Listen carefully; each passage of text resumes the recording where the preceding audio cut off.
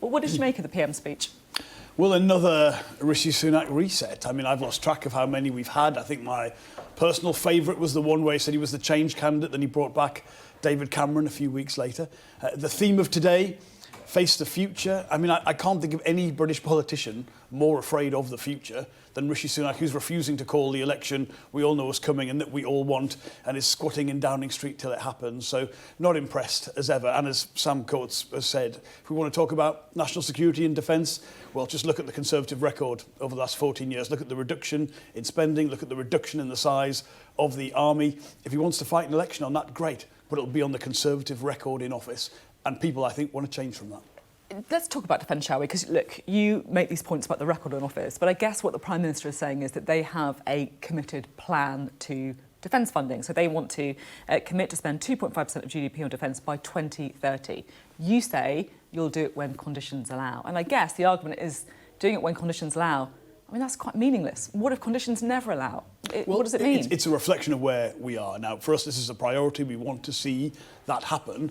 I cannot credibly come on here and say the Conservative plan, which is sacking some civil servants, it is a means to do that. I mean, if I was coming on with those lines, I think you would shred me pretty quickly, because it's just not a credible position. Now, it's very similar to when, quite rightly, people might ask, well, what about the NHS that needs money? What about education that needs money? What about criminal justice or transport? We have to have a stronger performing economy before we can put those commitments into any of those departments. That is the big focus for me and Rachel Reeves on the economic side of the Shadow Cabinet. We think our plan to do that, from industrial strategy to our green prosperity plan to a better relationship with the European Union, that is all part of that. But I can't give commitments when we can't pay for it. And that's got to be the crucial part. So I guess you're saying, look, we've got to be straight with you. It's billions of pounds. Are you basically saying you might not be able to get to that in the first term of a Labour government? Is that the honest answer? I think the strength of our plans, the difference they could make, and where this would rank as a priority is absolute at the top of our list. It's look at the record of Labour governments on national security. It's better than the Conservative. But so you're saying that right now, because of the economic conditions, you can't commit to 2.5% in the first term of a Labour government. That's the truth. We've got to make that decision. We'll have at least one more significant, probably, budget before the general election. And, of course, sometimes circumstances can come into play when you're talking about the world economy. So you've got to be careful. You're going to make a commitment like that. Can you really deliver upon it? But we are absolutely committed to it. And look, if the government came around tomorrow and said, here's a genuine, credible plan to doing this, of course we would look at that. If that was something we could do on a cross-party basis, that would be great. But I can't come on and tell you what the government have put forward is a serious plan to hit that target. There's another thing that struck me in the speech today. He was just effectively saying that Labour are trying to depress their way to victory. Now, I'm sure Rishi Sunak wouldn't put it like this, but is there an argument that you're effectively fighting an election just saying, look, you hate the Conservatives, so vote for us instead? No, I don't think so. And I don't think we live in a country where dissatisfaction with one party just feeds through for the other. It was a little bit like that in the 90s, I think, where one side went down, the other side went up. It's not like that anymore. We've had to change the Labour Party. We wouldn't have been where we are if we hadn't had that courage, that humility to say we had to change after 20 years. Yeah, but it's also, you spend an awful lot of time talking about how bad the Conservatives have been. I mean, you start off talking about defence, talking about how our army's hollowed out. That I guess feeds into this idea that all Labour needs to do to win is basically to say we're not as bad as these guys. I don't think it is like that. I mean, look, there's a lot that's going wrong in the UK, and often that becomes the topic of conversation.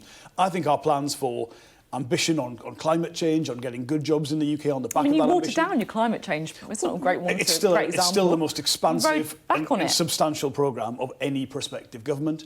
I think if you look at our ambitions on security in the workplace, our New Deal for working people, again, a huge commitment from the Labour Party. Look at our ambitions on building homes, the most basic and fundamental thing for any family, a decent place to live. That is real ambition. So what's that ambition then? That is to build 1.5 million new homes in the course of the first term of a Labour government. This is, and by the way, that's not easy. You can pledge that, but often in local areas there's a strong backlash against building homes. You've got to get the infrastructure, the support in there as well. These are not small commitments, and I think it all speaks to a programme of real hope and renewal for the country if the government does change. There's something else I really want to talk to you about today, because I think it's an extraordinarily important story. We're going to be covering it later in the programme as well, and that is the report, the birth trauma report into maternity care in the UK. I'll be honest, I've got a bit of a bee in my sort of personal bonnet about this. How important do you think it is, and what would Labour do differently? Okay, I really welcome it. As much as any male politician can say they've had some experience of it. I've had 4 children born in NHS hospitals, some brilliant care, but I think there are some issues that need to be addressed, and I think actually often there's some of the data that tells us about the disparities for ethnic minority communities in the UK and how that needs to be addressed. There's a lot of what I've seen in the headlines so far that actually is Labour policy in terms of more midwives, more doctors, digitisation of health records in order to get the right care and continuity of care. But it's a really, really important piece of work, and obviously it needs to be studied coming out today. I think Wes Streeting's already said he's going to take it very seriously. Is there a cultural problem? Where women, particularly say, women from non-white backgrounds, but many women of all backgrounds are just not listened to? I think it's difficult to say when the NHS is such a large organisation. When I was first elected as an MP, we had real problems at our local hospital, Tameside Hospital. We changed those with new management. It was something we were able to work with local people to do as members of Parliament. In do you really think it's difficult to say? Because it's something that comes up again and again in these reports. Women saying that they weren't listened to. It feels like that's not a controversial thing to say.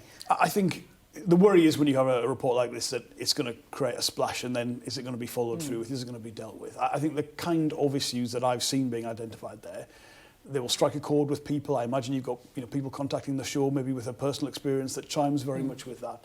So what I've seen so far is this is a really important contribution that everyone should take seriously and move forward. Of course, it's just come out today, so everyone's going to have to study the detail of that. But a lot of what I've seen is already Labour policy, and I know Wes has welcomed it very strongly as Shadow Health Secretary.